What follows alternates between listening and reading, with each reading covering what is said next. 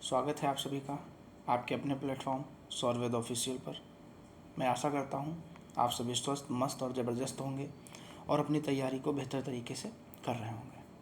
तो जितने भी हमारे साथी हैं जो UP triple S C special teacher की जो 58 पोस्ट हैं उनके लिए दिन रात एक कर रहे हैं, उनके लिए आज की यह क्लास बेहद महत्वपूर्ण होने वाली है।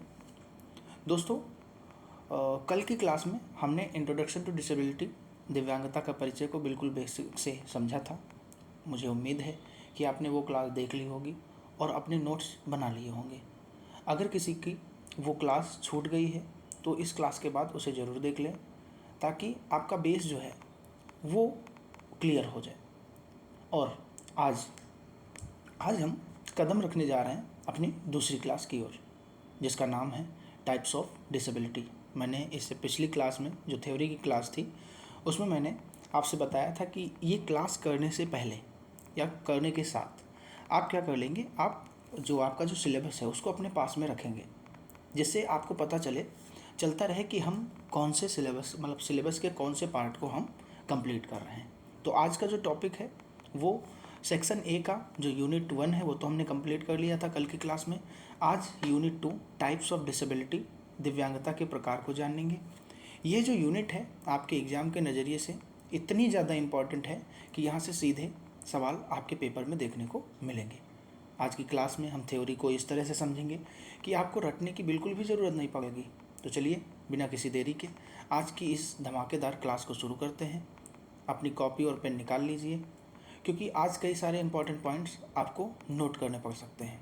तो स्क्रीन पर ध्यान दीजिए और चलिए शुरू करते हैं। और हाँ, एक चीज़ और दोस्तों, अगर जो आपको ये वीडियो पसंद आती है तो एक लाइक ज़रूर करें, चैनल को सब्सक्राइब ज़रूर करें और अपने दोस्त जो इस फील्ड में तैयारी कर रहे हैं उन तक इस वीडियो को ज़रूर पहुँचाएँ। तो चलिए बिना किसी देरी के शुरू करते हैं आज की क्लास को। तो आज की जो क्लास है उसका नाम है दिव्यांगता के प्रकार। ठीक है, इसमें हम क्या पढ़ेंगे, दिव्यांगता के प्रकार को जानने की कोशिश करेंगे कि एक्चुअल में दिव्यांगता के प्रकार है क्या।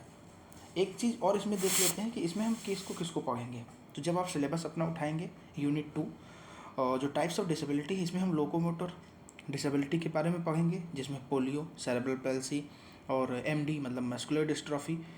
और विजुअल में कौन कौन आ जाएगा, तो ब्लाइंडनेस आ जाएगा, लो विजन, इसके बारे में पढ़ेंगे। हियरिंग के अंदर डेफ, हार्ड ऑफ हियरिंग, इसके बारे में पढ़ेंगे। स्पीच एंड लैंग्वेज डिसऑर्डर के बारे में पढ़ेंगे। Deaf, blindness and multiple disabilities के बारे में हम इसमें पढ़ने की कोशिश करेंगे।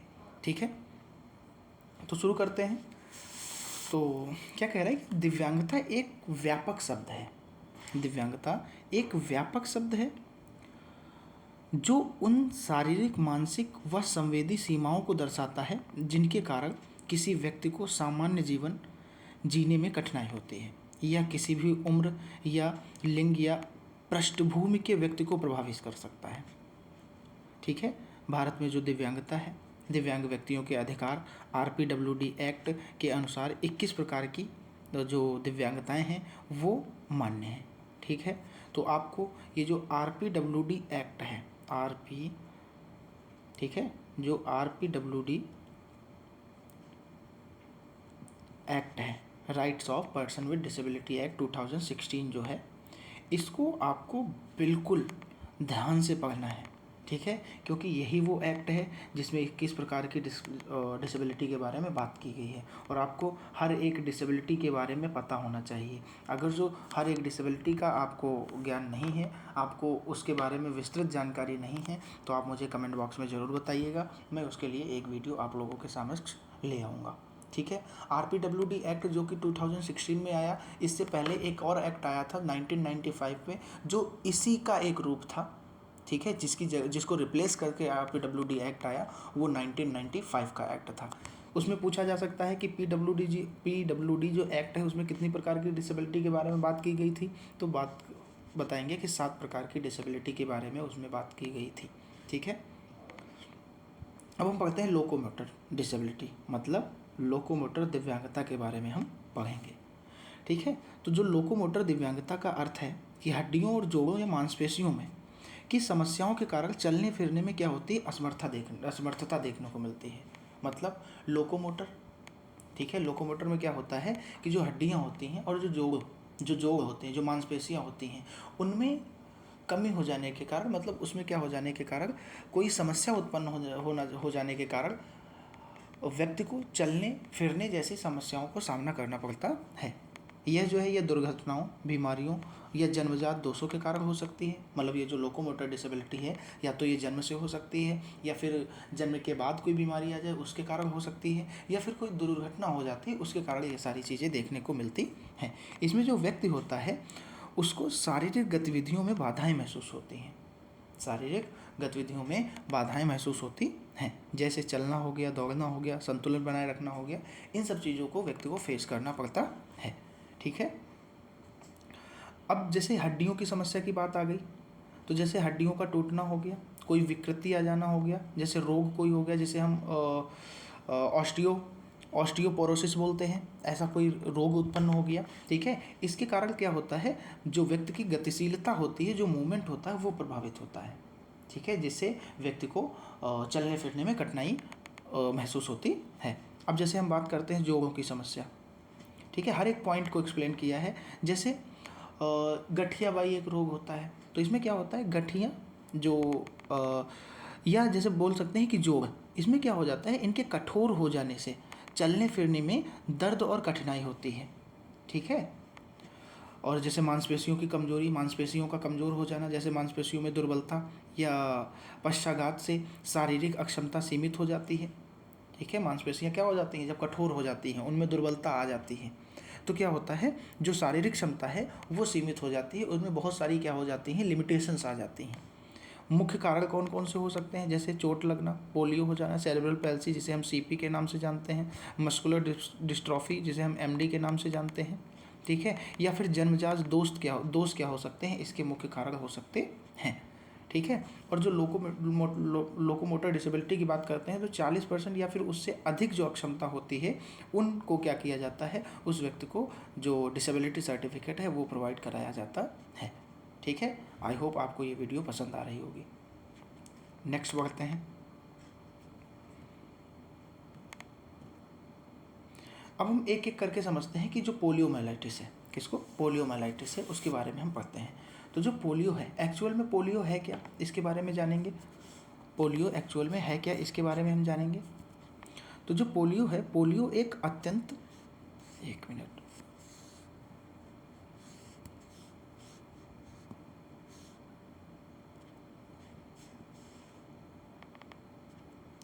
पोलियो जो है यह एक अत्यंत संक्रामक वायरल संक्रमण है। ये क्या है, एक संक्रमण है, एक तरीके से वायरल संक्रमण है।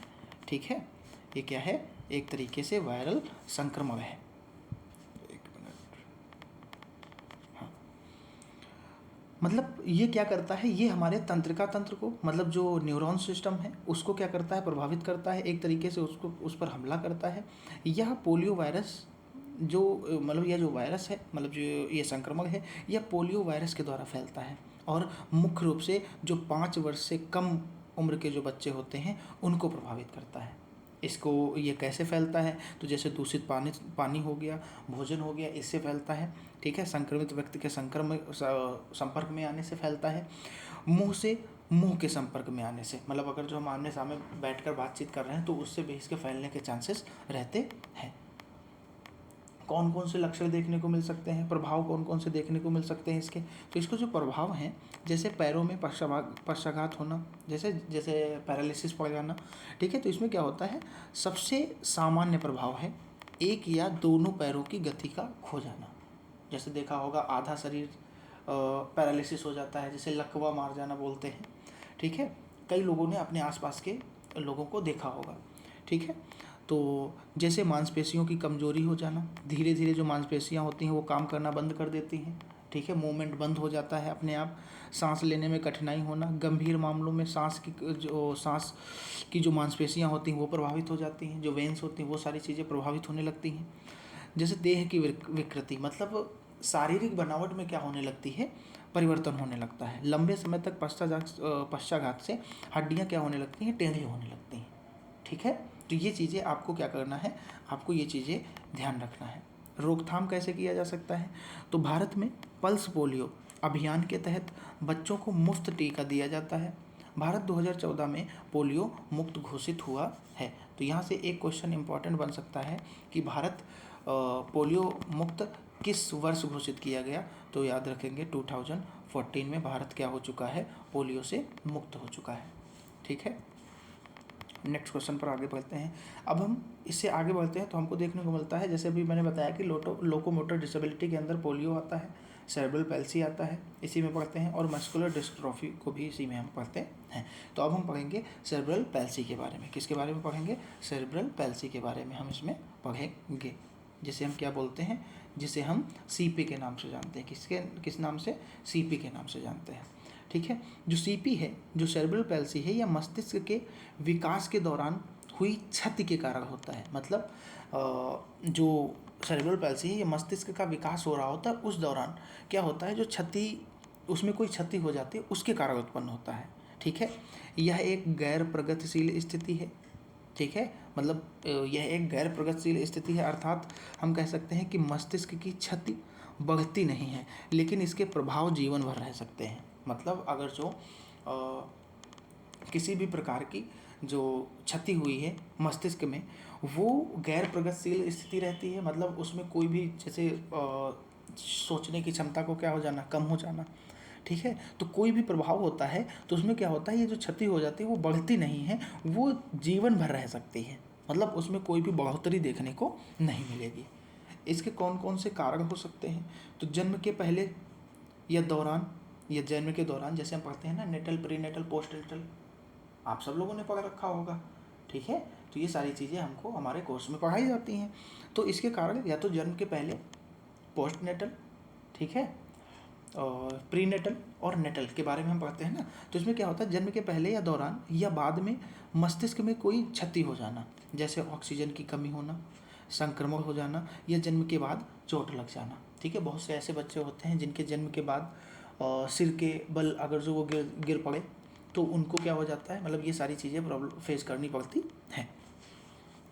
मांसपेशियों का प्रभाव, जैसे मांसपेशियों के में अत्यंत कड़ापन, ठीक है, स्पास्टिसिटी हो जाना, या अत्यंत ढीलापन। ठीक है, अगर जो हम हाथ ऐसे पकड़ेंगे, हाथ जैसे पीटी की तरह पीटी करते हैं, वैसे अगर जो हाथ फैलाएंगे तो बहुत ज़्यादा जैसे अत्यंत ही ढीलापन आ जाए तो वहाँ पर रुकेंगे ही नहीं, उसको होल्ड ही नहीं कर पाएंगे। ठीक है, क्योंकि वहाँ से उनको ब्रेन का कनेक्शन उस हिसाब से नहीं मिल रहा होता है। ठीक है, जिससे हिलना डुलना कठिन हो जाता है। ठीक है, वो अपने आप पर नियंत्रण नहीं कर पाते हैं। फिर क्या कह रहा है, संतुलन और समन्वय, जैसे शरीर का जो संतुलन होता है बनाए रखना, और उसको बनाए रखना, और हाथ पैरों का जो समन्वय, उसको वो क्या होता है, प्रभावित होता है। कि जैसे हम खाना खाते हैं तो ये जो हमने एक बाइट लिया, मुँह तक ले गए, फिर वापस ले गए, फिर मुँह तक लाए, तो ये क्या होता है, एक समन्वय होता है। ठीक है, जो इसको कौन हैंडल कर रहा होता है, ब्रेन हैंडल कर रहा होता है। इसको हमें इंस्ट्रक्शंस देने की ज़रूरत नहीं होती है, ये ऑटोमेटिक चीज़ें होती हैं। ठीक है, तो ये जो समन्वय है ये ब्रेन के द्वारा हो रहा होता है। ठीक है, मस्तिष्क के द्वारा हो रहा होता है।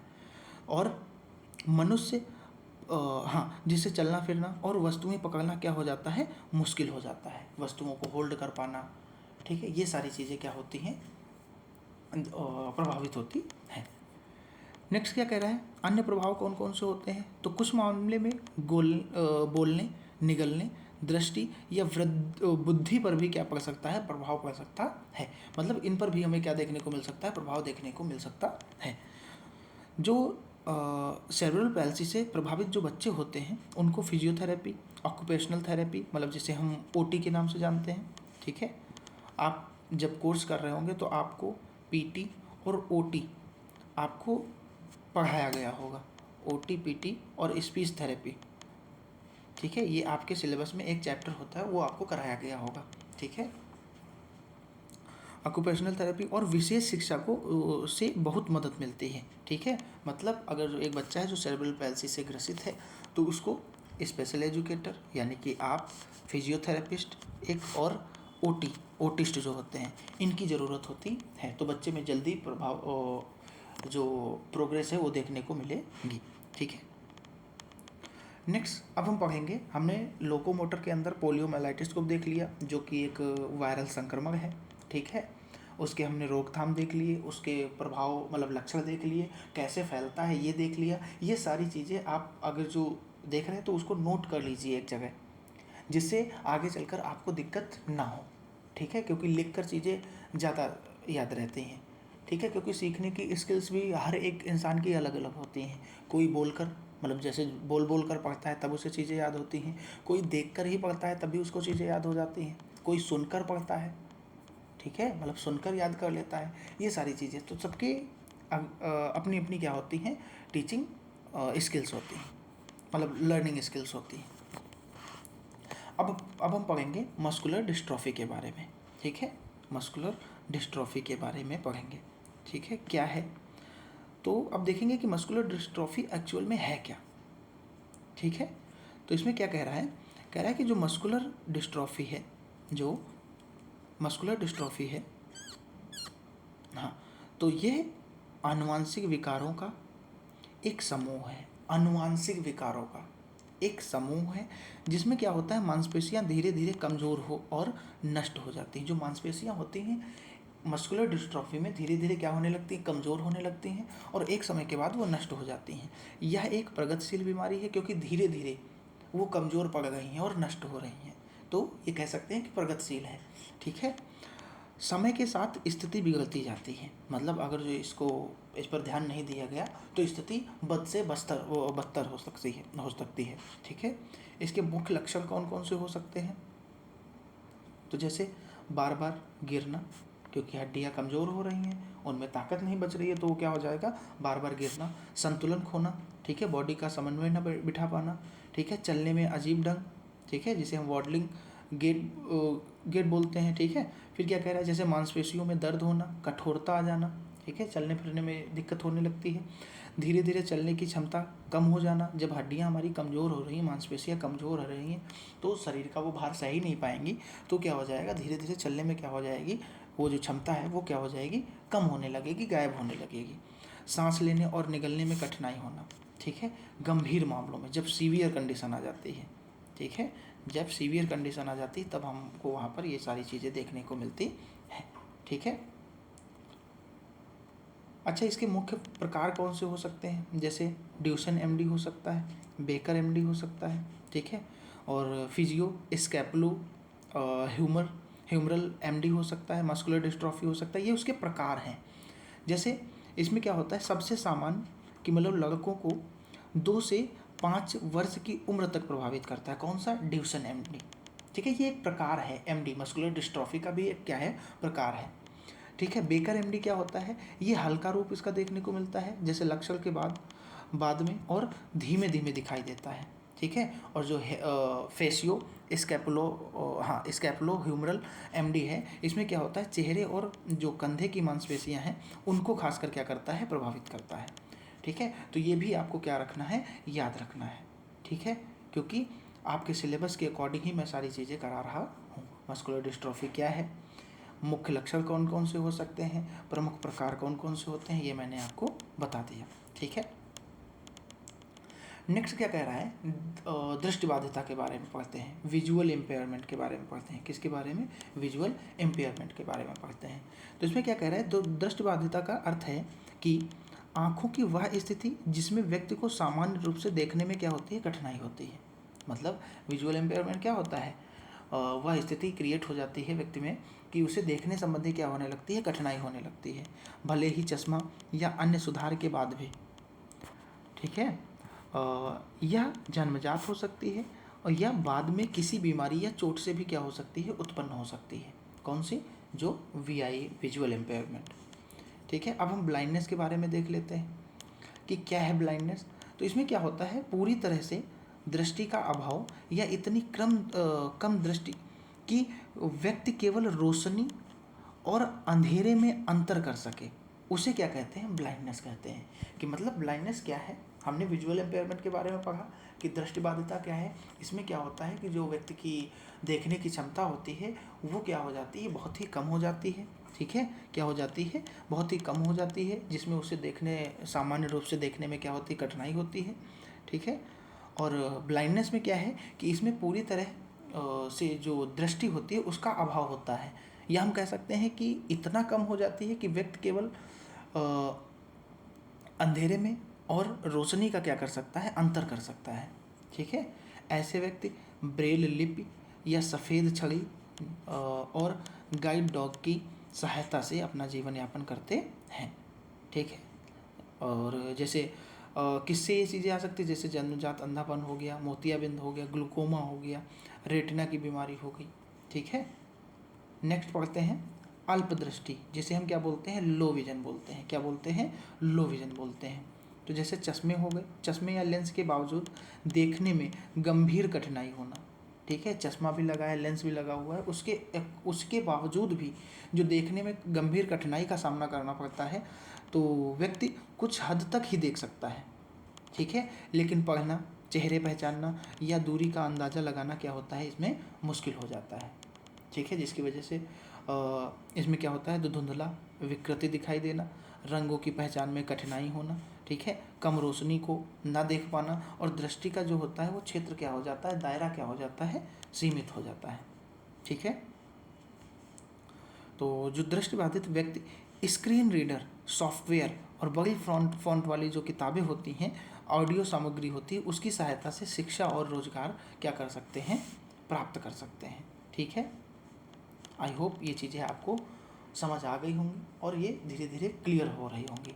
ठीक है, इन सभी को ये क्या बोलते हैं, थ्योरी कराने के बाद मैं आपको इनसे रिलेटेड जो क्वेश्चंस पूछे जा सकते हैं और जो पिछली परीक्षाओं में, चाहे वो KVS की हो, चाहे वो DSSB की हो, किसी भी स्पेशल एजुकेशन की परीक्षा में जो भी क्वेश्चंस पूछे गए हैं, मैं आप लोगों के समक्ष लेके आऊँगा इसी सिलेबस के अकॉर्डिंग। ठीक है, उसके लिए आपको सौरवेद ऑफिशियल के साथ जुड़े रहना होगा, और वो जुड़े तब रह सकते हैं जब आप इस चैनल को सब्सक्राइब करेंगे। चैनल को सब्सक्राइब करें, और जिससे आपको आने वाली वीडियो जल्दी से आप तक पहुंच सके। ठीक है, नेक्स्ट क्या कह रहा है, नेक्स्ट अब पढ़ते हैं हियरिंग इम्पेयरमेंट के बारे में। हमने विजुअल इम्पेयरमेंट के बारे में पढ़ा, ब्लाइंडनेस के बारे में पढ़ा, लो विजन के बारे में पढ़ा। नेक्स्ट हमारा जो पॉइंट है वो है hearing, deaf, hard and hearing. इसके बारे में हम क्या करेंगे, पढ़ेंगे। तो जो डेफ है, डेफ का मीनिंग क्या होता है, डेफ का मीनिंग क्या होता है, इसमें क्या होता है, जो सुनने की क्षमता होती है पूर्ण तरीके से क्या हो जाती है, बाधित हो जाती है। मतलब सुनने की क्षमता का पूर्ण अभाव होता है। ऐसे व्यक्ति ध्वनियों को बिल्कुल नहीं सुन सकते हैं या बहुत कम सुन सकते हैं। ये मुख्य रूप से सांकेतिक भाषा, जिसे हम साइन लैंग्वेज के बारे में साइन लैंग्वेज के नाम से जानते हैं, से क्या करते हैं, संवाद करते हैं, अपनी बातचीत करते हैं। ये क्या हो सकती है, जन्मजात बधिरता हो सकती है, गंभीर संक्रमण से हुई बधिरता हो सकती है। ठीक है, अत्यधिक शोर के संपर्क से हुई बधिरता हो सकती है, मतलब उसके कारण हो सकता है, और दवाइयों के दुष्प्रभाव से, कहते हैं ना कि दवाई रिएक्शन कर गई, ठीक है, रिएक्ट कर गई, तो उसके अकॉर्डिंग भी ये सारी चीज़ें हो सकती हैं। ठीक है, मतलब ये हमको जन्मजात भी देखने को मिल सकता है, या फिर कोई गंभीर संक्रमण हो गया हो उससे बधिरता आ सकती है, या फिर अत्यधिक शोर के कारण, ठीक है, वो चीज़ें हमको देखने को मिल सकती है, या फिर दवाई का क्या हो जाए, रिएक्शन कर जाने पर ये सारी चीज़ें उत्पन्न हो सकती हैं। हार्ड ऑफ हियरिंग की बात करते हैं कि क्या है हार्ड ऑफ हियरिंग। तो जो सुनने में कठिनाई होना लेकिन कुछ ध्वनियाँ सुनाई देना। सुनने में तो कठिनाई होती है, डेफ में क्या होता है, उसमें पूर्णतः क्या होती है, जो सुनने की क्षमता होती है वो नहीं होती है, मगर इसमें क्या होता है, इसमें सुनने की कठिनाई होना लेकिन कुछ ध्वनियाँ सुनाई देती हैं। ये व्यक्ति सुनने की मशीन, जैसे हियरिंग एड बोलते हैं ना, सुनने की मशीन या फिर कोक्लियर इम्प्लांट की सहायता से बेहतर सुन सकते हैं। ठीक है, ऐसा नहीं है कि ये सुन नहीं सकते, ये सुन सकते हैं। जो हियरिंग एड होते हैं, ठीक है, जो हियरिंग एड होते हैं उनकी सहायता से ये लोग सुन सकते हैं, मतलब इनके पास असिस्टिव जो डिवाइस होते हैं उनके माध्यम से ये सुन सकते हैं। ठीक है, जैसे ज़ोर से बोलने पर इनको क्या हो जाता है, सुनाई दे जाता है। ठीक है, भीड़ में बात समझने में कठिनाई होती है। ठीक है, और जैसे टीवी या रेडियो की आवाज़ तेज़ करके सुनना, ठीक है, और बार बार पूछना कि क्या, मतलब हम और आप बात कर रहे हैं तो उसमें अगर जो मुझे ये डिसेबिलिटी है तो मैं आपके बोलने के बाद भी बोलूँगा क्या, ठीक है, ये सारी चीज़ें हमको देखने को मिलती हैं। सहायक तकनीकी इसमें कौन कौन सी हो सकती हैं, मतलब हियरिंग एड कौन कौन से हो सकते हैं, तो जैसे हियरिंग एड हो गया, कोक्लियर इम्प्लांट हो गया, सबटाइटल हो गया, ये आपसे पूछे जा सकते हैं कि इनमें से आपको 4 ऑप्शन दिए जाएंगे और हमसे पूछा जा सकता है कि श्रवण बाधिता में प्रयुक्त होने वाला असिस्टिव डिवाइस कौन सा है। तो इसमें से एक दे दिया गया, सपोज दैट सबटाइटल दे दिया गया, और बाकी के 3 और अलग अलग दे दिए गए। ठीक है, तो आपको सबटाइटल पता होगा तभी तो आप बता पाएंगे। आप देखते होंगे वीडियो, जब हम कोई वीडियो प्ले करते हैं तो उसमें हमको सबटाइटल दिखाई देता है कि मतलब उसमें लिख कर हमें चीज़ें दिखाई देती हैं। ठीक है, सांकेतिक भाषा की जो शिक्षा है इनके जीवन को क्या करती है, सक्षम बनाती है। ठीक है, अब हम एक एक करके पढ़ते हैं कि ISL मतलब इंडियन साइन लैंग्वेज के बारे में।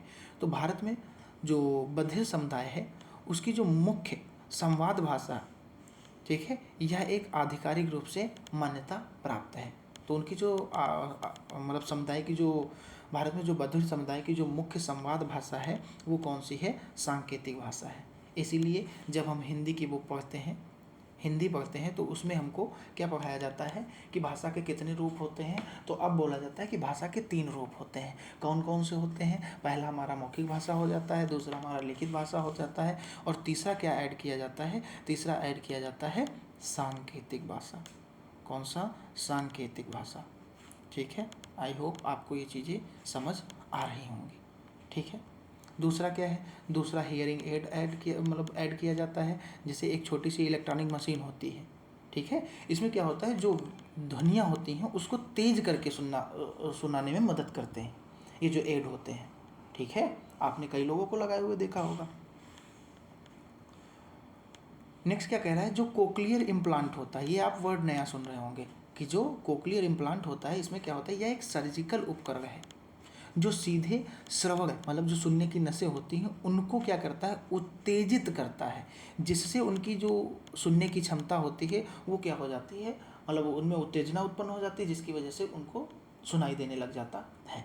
ठीक है, वो ठीक से काम करने लगती हैं। ठीक है, आई होप ये चीज़ें, ये भी टॉपिक आपको समझ आ चुका होगा। ठीक है, ये पॉइंट आपको क्लियर हो चुका होगा। नेक्स्ट बढ़ते हैं। नेक्स्ट है वाणी और भाषा विकार, स्पीच एंड लैंग्वेज डिसऑर्डर।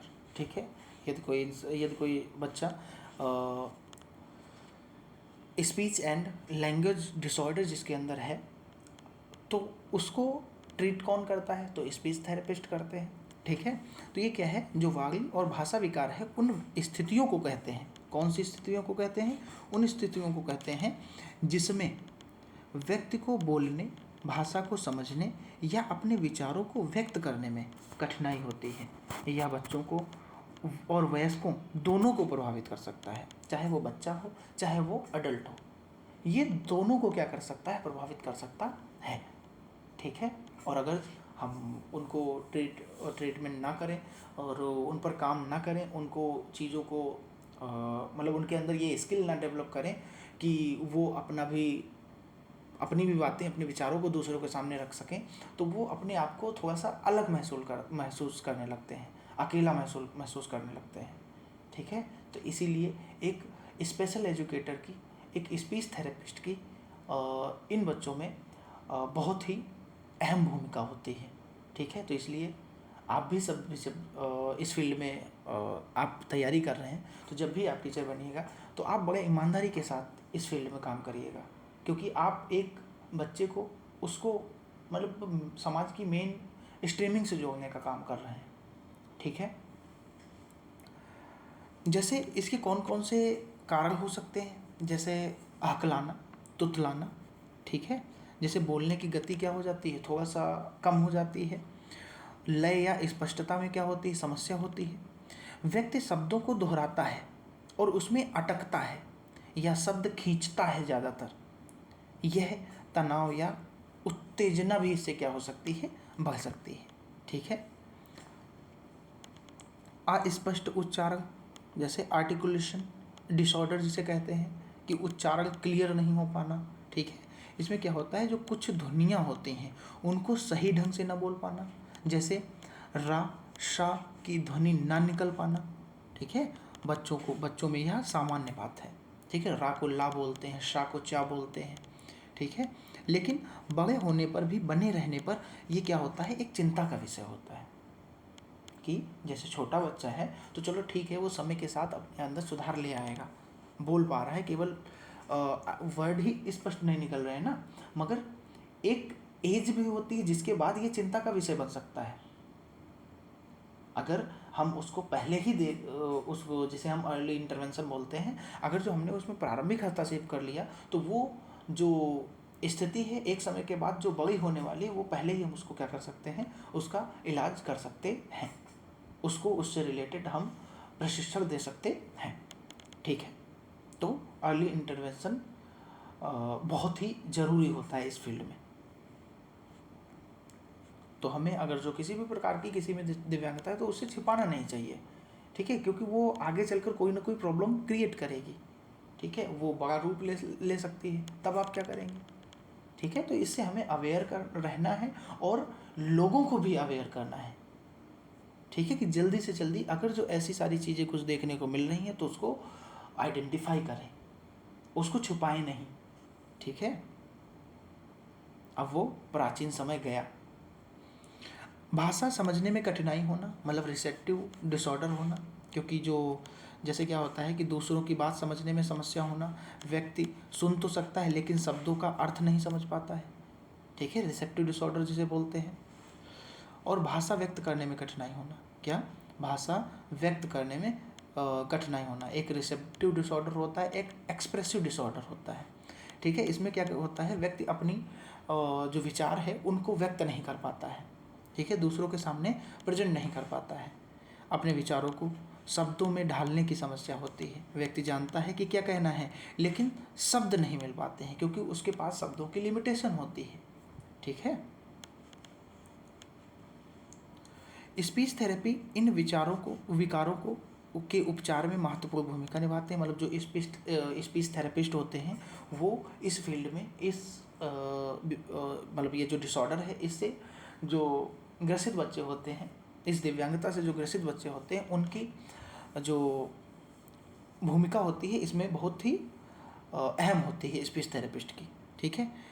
इसमें क्या होता है, नियमित अभ्यास करना, और थेरेपी से अधिकांश बच्चे क्या होते हैं, उसमें क्या आता है, उनमें क्या आता है, सुधार आता है, ठीक है, सुधार देखने को मिलता है। आप में से बहुत से लोग इस फील्ड में काम कर रहे होंगे तो सारी चीज़ें आप लोगों को पता होंगी।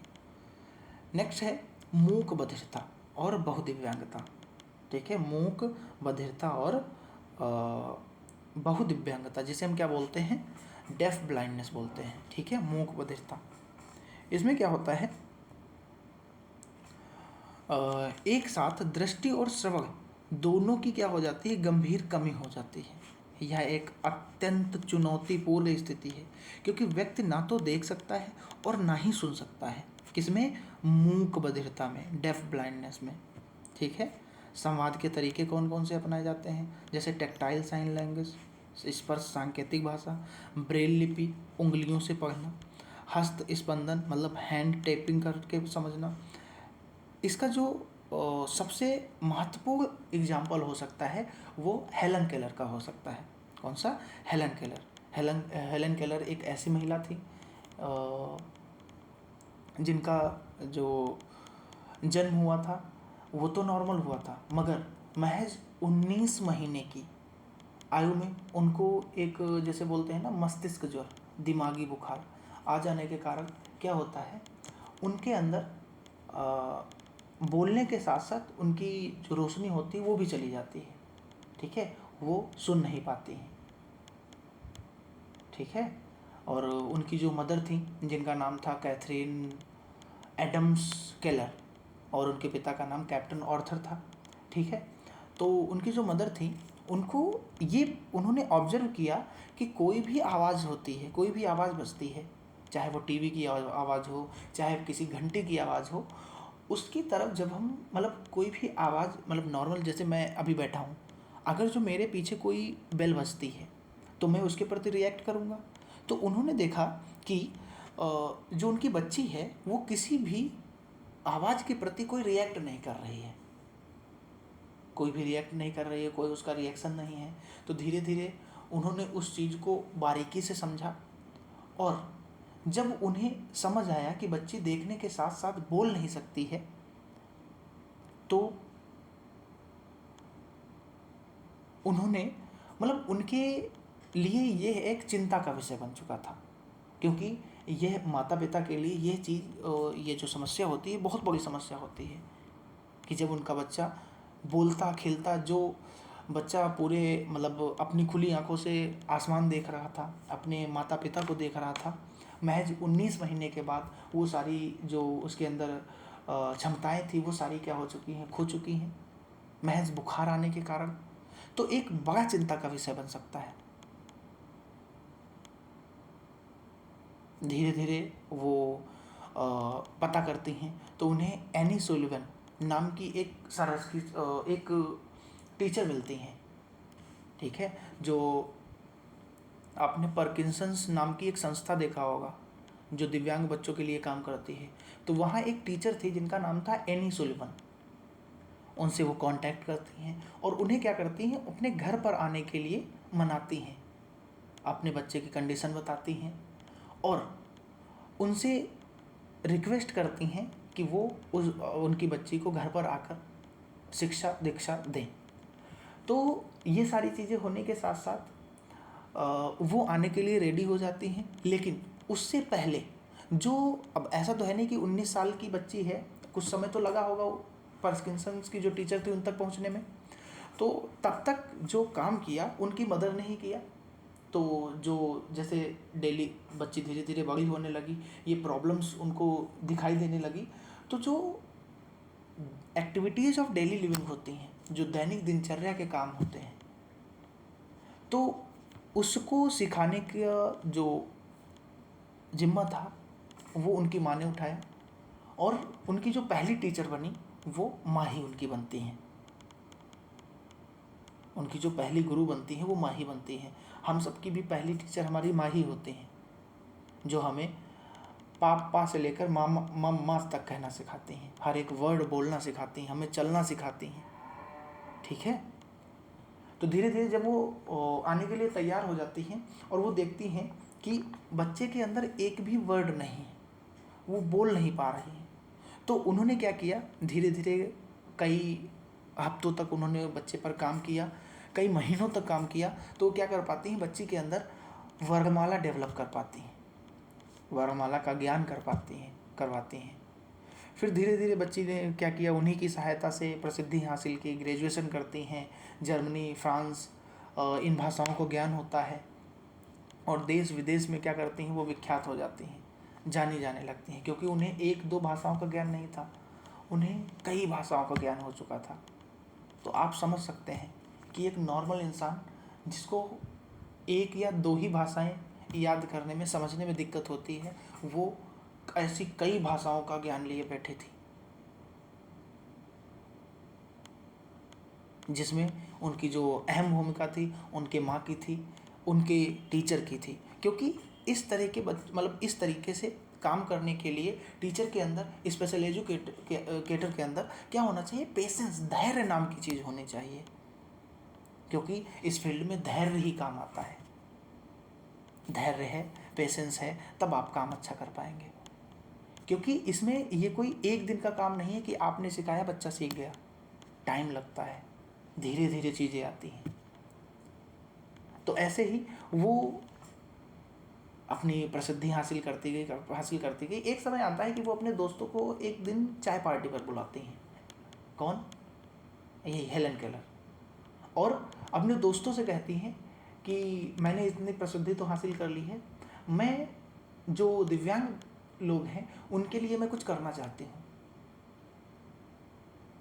उनके लिए मैं पुस्तकालय खोलना चाहती हूँ, उनको मैं मेन स्ट्रीमिंग से जोड़ना चाहती हूँ, जो मैं कर पाई हूँ मैं चाहती हूँ कि वो भी ये करें, तो उनके लिए मैं कुछ सहयोग करना चाहती हूँ।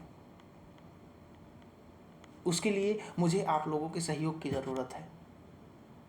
ऐसा बोलने पर हेलन केलर के जो दोस्त थे, जो चाय पार्टी पर आए हुए थे, वो उनके कहने पर भी हज़ारों डॉलर उनको क्या कर देते हैं, दान में दे देते हैं कि जाओ आप इन सब मतलब हम लोग डोनेट कर रहे हैं, आप इस फील्ड में काम करो, लोगों की सहायता करो।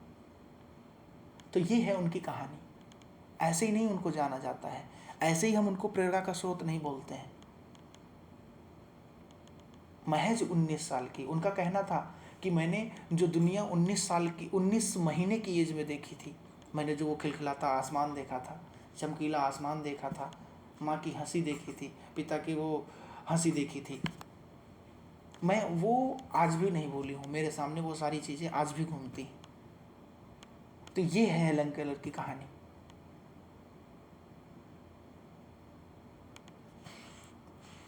नेक्स्ट पढ़ते हैं। अब हम पढ़ते हैं बहुदिव्यांगता के बारे में। क्या है बहुदिव्यांगता? Multiple disability. जब किसी व्यक्ति में 2 या 2 से अधिक दिव्यांगताएं एक साथ हों तो उसे बहुदिव्यांगता कहते हैं। लगाई है बहु मतलब बहुत। तो जब व्यक्ति में 2 या 2 से अधिक दिव्यांगताएं एक साथ हो जाती हैं तो उसे हम मल्टीपल डिसेबिलिटी बोलते हैं। जैसे दृष्टिबाधिता के साथ साथ बौद्धिक अक्षमता का हो जाना, लोकोमोटर डिसेबिलिटी के साथ श्रवण बाधिता का हो जाना, सेरेब्रल सीपी के साथ बाहरी विकास मतलब स्पीच डिसऑर्डर हो जाना, ऑटिज्म के साथ बौद्धिक अक्षमता हो जाना। तो ये जब एक के साथ दूसरी भी हो जाती है तो उसे हम क्या बोलते हैं? मल्टीपल डिसेबिलिटी बोलते हैं। कौन कौन सी चुनौतियाँ देखने को मिलती हैं?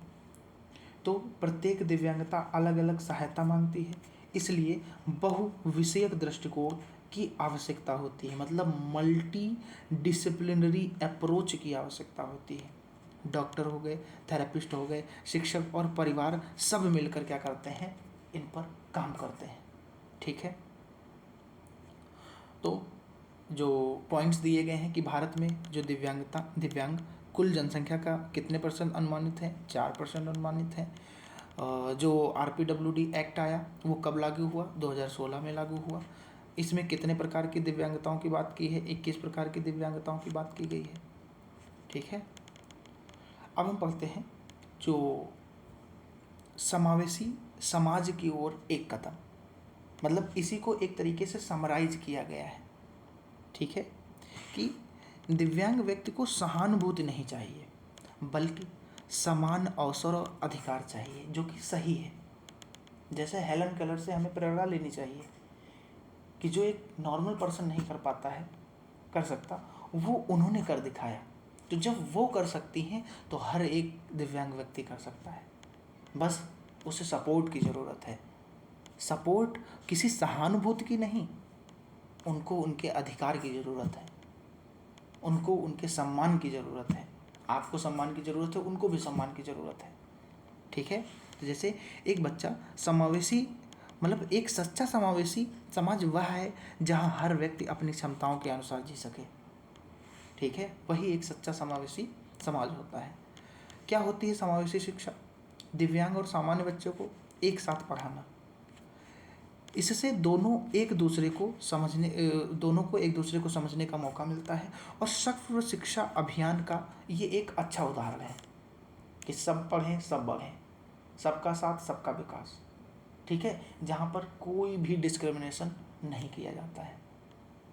ठीक है, कानूनी अधिकार की बात करते हैं तो कानूनी अधिकार कौन सा है? RPW एक्ट के तहत शिक्षा, रोजगार, आरक्षण, पहुँच अधिकार गारंटीड है। ठीक है, इसके अकॉर्डिंग कोई भी भेदभाव गैर कानूनी होगा। सहायक तकनीक कौन सी हो सकती है? हेयरिंग एड हो गया, व्हील चेयर हो गया, ब्रेल डिस्प्ले हो गया, स्क्रीन रीडर हो, जैसी तकनीकें दिव्यांग को स्वतंत्र जीवन जीने में क्या करती हैं? मदद करती हैं। सामाजिक सहयोग क्या हो सकते हैं? परिवार, स्कूल और समाज की सकारात्मक जो दृष्टिकोण है, उनकी जो सोच है, वो दिव्यांग व्यक्ति के आत्मविश्वास को बढ़ाती हैं। बाधाएं नहीं, पुल बनाना हमारा कर्तव्य है। ठीक है, उनके लिए पुल बनाना, बाधाएं नहीं क्रिएट करना है। ठीक है, कि इस डिसेबिलिटी के कारण तुम ये नहीं कर सकते। अरे जब हेलन केलर कर गई तो और क्यों नहीं कर सकते? सब कर सकते हैं। ठीक है, तो दिव्यांग शरीर में नहीं, दिव्यांगता शरीर में नहीं, समाज की सोच में होती है। इसीलिए कहा गया है ना कि दिव्यांगता शरीर में नहीं होती, समाज की सोच में होती है। जब हम बाधाएं हटाते हैं तो हर व्यक्ति सक्षम बन जाता है। अभी मैं आपको बोलने लगूं कि अरे तुम तो ये कर ही नहीं सकते, क्यों नहीं कर सकते? आपको बुरा लगेगा ना। जब आपसे ये चीज़ बार बार कोई बोलता है तो आप सच में उस चीज़ को नहीं कर सकते, क्योंकि माइंड आपका एक्सेप्ट करने लगता है वो चीज़ों को। तो दुनिया कुछ भी बोले, दुनिया तो कुछ भी कहेगी, आपको वही करना है जो आपका दिल चाहता है। ठीक है, तो इसी के साथ ये यूनिट हमारी यहीं पर समाप्त होती है। तो दोस्तों, आज की क्लास में हमने टाइप्स ऑफ डिसेबिलिटी, दिव्यांगता के प्रकार, इन बेहद महत्वपूर्ण पॉइंट्स को बिल्कुल आसान भाषा में समझा। मुझे पूरी उम्मीद है कि आपको सारे कॉन्सेप्ट अच्छे से क्लियर हो गए होंगे और आपने साथ के साथ नोट्स भी बना लिए होंगे।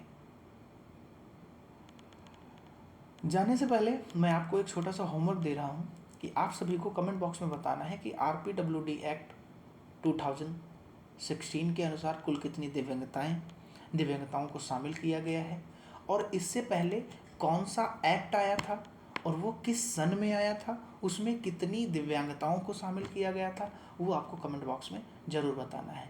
और एक और तीसरा सवाल, UNCRPD की स्थापना कब हुई थी, भारत ने उस पर साइन कब किए थे, ठीक है, और उसका फुल फॉर्म क्या है। ये आपका एक होमवर्क है, इसे चैलेंज के तरीके से एक्सेप्ट कीजिए, ठीक है, और उसका जो जवाब है कमेंट बॉक्स में ज़रूर लिखिएगा। आपके कमेंट्स देखकर मुझे बहुत मोटिवेशन मिलती है। कल की क्लास ठीक इसी समय, हमारी जो अगली क्लास है मतलब वो इसी समय पर अपलोड कर दी जाएगी, जिसमें हम इसके आगे के भाग को यानी यूनिट 3 को, अदर डिसेबिलिटीज़, जिसमें हम intellectual disability, specific learning disabilities, autism spectrum disorder, mental illness, chronic neurological condition और ब्लड डिसऑर्डर को जानने की कोशिश करेंगे। ठीक है, और उसमें उनके हम कुछ इम्पॉर्टेंट MCQs भी सॉल्व करेंगे, जिससे आपकी तैयारी और पक्की हो सके। ठीक है, आपको पता चल सके कि आप जो पढ़ रहे हैं क्या वो एग्ज़ाम से रिलेटेड है, रिलेवेंट है कि नहीं। तो कल की क्लास मिस मत करिएगा। अगर आज की क्लास आपको अच्छी लगी हो, आपके काम की लगी हो, तो वीडियो को लाइक ज़रूर कर दीजिएगा और हमारे चैनल को सब्सक्राइब ज़रूर कीजिएगा, ताकि आगे की कोई भी क्लास, सौरवेद ऑफिशियल की जो कोई भी क्लास है वो आपसे मिस ना हो। इसे अपने बाकी जो तैयारी करने वाले दोस्त हैं उन तक ज़रूर शेयर कीजिएगा। मिलते हैं कल की क्लास में, तब तक के लिए पढ़ते रहिए, मेहनत करते रहिए। नमस्कार, जय हिंद, जय भारत।